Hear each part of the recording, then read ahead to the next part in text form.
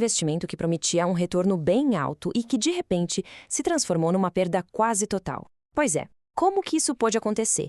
E o mais importante, para quem foi um desses investidores, quais são os direitos?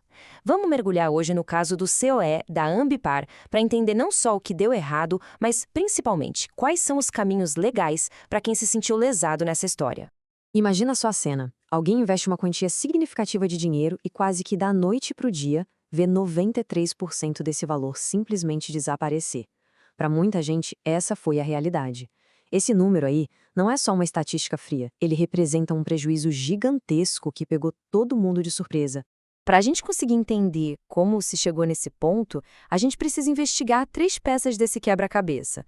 Primeiro, a empresa que estava por trás de tudo. Segundo, o produto financeiro que foi vendido. E terceiro, um risco que estava ali, escondido e que fez tudo desmoronar.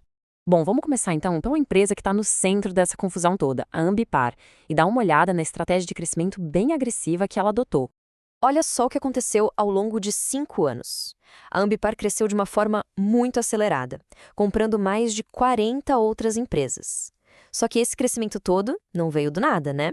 Ele foi bancado com muito, mas muito endividamento. E foi aqui que o castelo de cartas começou a desabar.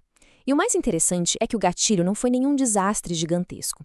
Foi uma chamada de margem relativamente pequena. O problema é que a dívida enorme da Ambipar tinha umas cláusulas que transformaram essa pequena faísca num verdadeiro incêndio. Isso gerou o que o mercado chama de evento de crédito, colocando toda a dívida da empresa em xeque. Ok, já entendemos um pouco da situação da empresa, agora vamos analisar o produto que foi vendido para os investidores, o famoso Certificado de Operações Estruturadas, o COI. Na prateleira do banco ou da corretora, o COI é geralmente apresentado como um produto super sofisticado, sabe? Uma mistura inteligente de segurança com chance de alta rentabilidade. Mas, como a gente vai ver, a estrutura por trás desse COI específico era bem diferente do que parecia ser na superfície. E aqui está uma diferença fundamental. Existem basicamente 2 tipos de CEO. Um é o de capital protegido, que no pior dos casos, a pessoa recebe de volta o que investiu. Agora, o CEO da Ambipar era de outro tipo, o de capital em risco. O que isso quer dizer em bom português? Que era possível perder tudo, 100% do dinheiro investido. E aí vem a pergunta, por que alguém toparia um risco desses? Bom, a resposta está nesse número, uma promessa de retorno de 16% ao ano. Isso é extremamente atraente. E foi essa promessa que provavelmente fez muita gente não entender ou até mesmo ignorar o tamanho do risco que estava correndo. Mas a história não para por aí. A versão de que era apenas um investimento de alto risco parece não contar tudo. Se a gente olhar mais a fundo, tem uma reviravolta bem surpreendente.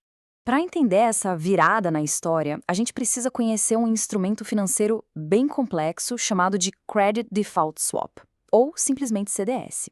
Pensa no CDS como um seguro de carro. Quando alguém compra um CDS, é como ser o dono do carro. Paga um prêmio e, se acontecer um acidente, a seguradora cobre o prejuízo. Agora, vender um CDS é como ser a própria seguradora. Recebe-se o prêmio, mas se o acidente acontecer, é quem tem que pagar a conta. A grande questão é, em qual dessas posições o investidor do COI da Ambipar foi colocado?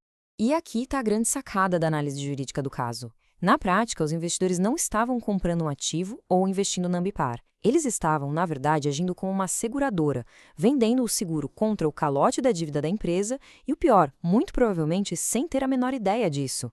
E o ponto crucial, que pode ser a base para uma disputa judicial, é esse aqui. O registro oficial do produto na B3, a nossa bolsa de valores, não era de um investimento comum. Ele estava registrado como um CDS. Isso quer dizer que, no papel, oficialmente, quem aplicou dinheiro nisso estava vendendo proteção, ou seja, assumindo todo o risco do calote. Tudo isso nos leva, então, à questão central do ponto de vista jurídico. Quais são os direitos do investidor e como ele pode ir atrás deles? Existem basicamente 2 visões bem opostas sobre o assunto. O principal argumento a favor do investidor é a tese da venda inadequada, ou mis-selling. A lei é clara, ela exige que os riscos de um investimento sejam comunicados de forma transparente, de acordo com o perfil de quem está investindo. A tese aqui é que o produto foi vendido de forma distorcida. Venderam a ideia de um investimento de alta rentabilidade, quando, na verdade, era a venda de um seguro de altíssimo risco. Essa diferença de informação é o ponto central da alegação.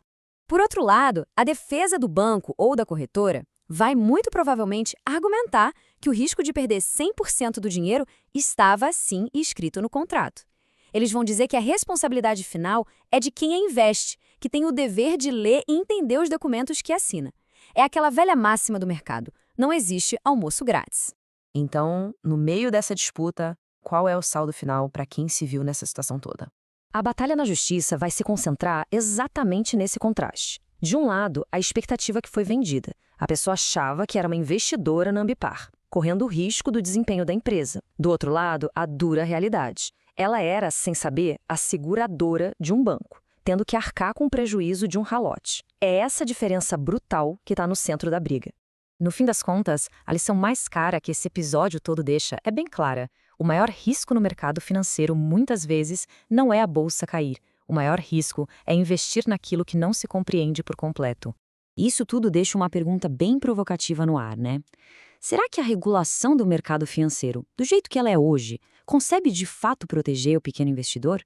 Ou será que ela acaba, de alguma forma, favorecendo as grandes instituições que criam esses produtos cada vez mais e mais complexos?